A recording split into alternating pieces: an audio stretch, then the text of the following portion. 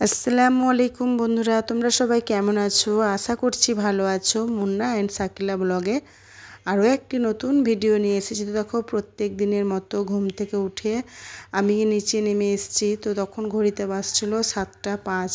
তো দেখো, আমি উঠোন পরিষ্কার করে একদম ঘর বারান্দা ঝাড় দিয়ে নিয়েছি। তো বাসনগুলো মেজে নিলাম।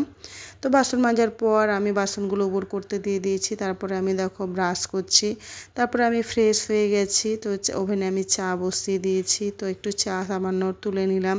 তো এখানে দুধটা গুলে নেব, আর আমি দুধটা ভালোভাবে যে গুলিয়ে চায়ে দিয়ে দিলাম। তো চা একদম করে চা খেয়ে যে যা নিজের কাজে চলে গেছে। তো আমি এবার আমার উপরে রুমে চলে এসেছি।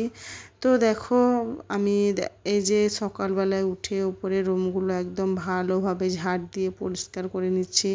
তো প্রথমে আমি দেখো বেডের বিছানাগুলো তুলে নিয়েছি। তারপরে বেডটা একদম পরিষ্কার ক্লিন করে নিয়েছি। তারপরে সোফা, ড্রেসিং টেবিল এগুলো ডাস্টিং করে নিয়েছি। তো আমি ডাস্টিং করে দেখো প্রত্যেক দিন একদম সুন্দরভাবে ঝাড় দিই, তবুও প্রচণ্ড ধুলো হয়। তো খাটের তলা থেকে ঝাড় দিয়ে একদম ঘরটাকে পরিষ্কার করে ক্লিন করে ঝাড় দিয়ে নিলাম।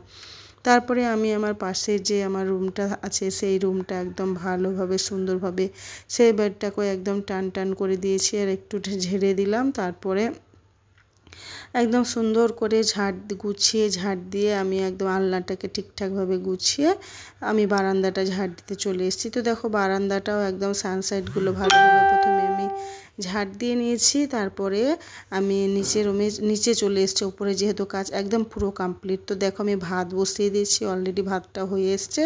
আর ডিম আলু সেদ্ধ করতে দিয়েছি। যেহেতু আজকে ডিম আলু করবো, তো ডিম আলুটা আমি সেদ্ধ ডিম আলুতে আমি একটু লবণ হলুদ দিয়ে ভেজে কড়াইয়ে ভাজি করতে দিয়েছি। তো হালকা একটু করে ভেজে নেব। তো দেখো, আমি শিলবাটায় মশলা করতে এসেছি।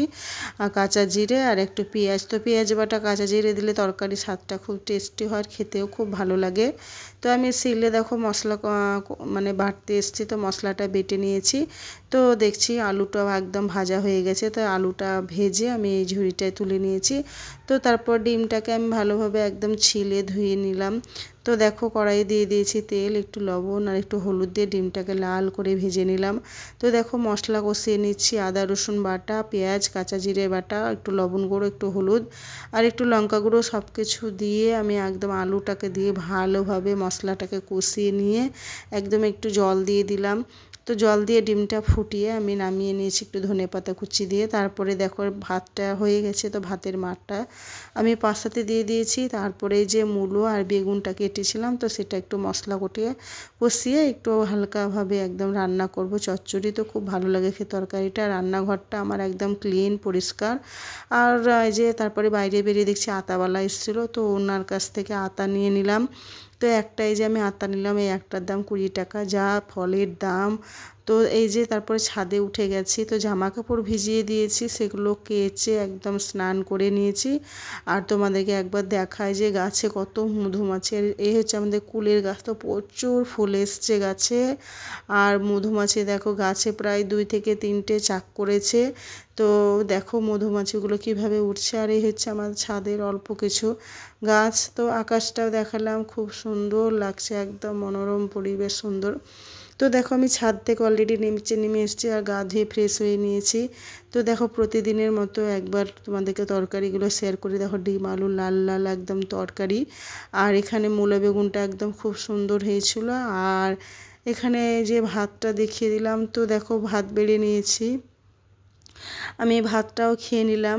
আমরা সবাই তো সবাইয়েরই ক্যামেরার সামনে আসতে চায় না। তো আমি আমার ভাত বেড়ে নিলাম, সেটাই তোমাদেরকে দেখালাম। তো ভাত খেয়ে নিয়েছি। তারপরে এই যে আতাটা একটু খেলাম, খুব ভালো লাগলো সবাই মিলে। তারপরে এই যে ঘুম থেকে সন্ধ্যের সময়তে এই যে আজকে মুড়ি মাখানো করব আর আমরা বাড়ির সবাই মিলে খাবো। তাই যে আমার শাশুড়ি সব কিছু কাটছে আর আমি চানাচুর আর একটু লবণ দিয়েছি, আচারের তেল দিয়ে ভালোভাবে একটু জিরে ধনে গুঁড়ো দিয়েছি, খুব ভালো লাগে খেতে। তার জন্য ভালোভাবে মুড়িটাকে আমি একদম সুন্দরভাবে একটু চাট মশলা দিয়ে মাখিয়ে নিচ্ছি। তো এইভাবে মুড়ি মাখা খেতে কার কার ভালো লাগে।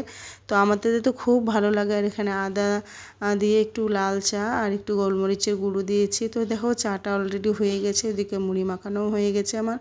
তো চাটা ছেঁকে নিয়েছি। আর আমার পরিবারের একদম আমার যেহেতু ফ্যামিলিটা অনেকটাই বড়, আমরা এক ফ্যামিলিতে সবাই মিলে থাকি।